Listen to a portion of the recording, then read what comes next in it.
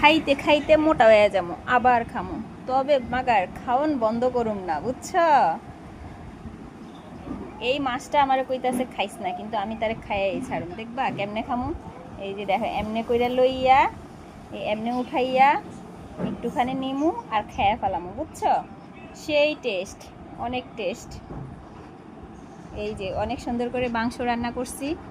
মাংসের মধ্যে একদম গোটা গোটা রসুন দিয়েছি, সাথে মাংসগুলো দেখো কেমন সফট হয়েছে, অনেক মজা হয়েছে। যারা যারা আসবে চলে আসবে। আর এই যে রূপচাঁদা মাছের ফ্রাই করেছি, এবং সাথে আছে বোম্বাই মরিচ। যারা যারা আমার সাথে ঝাল ঝাল কথা বলবে, আমার কমেন্ট বক্সে এসে উল্টাপাল্টা কমেন্ট করবে, তাদের জন্য এই বোম্বাই মরিচ নিছি, বুঝছো?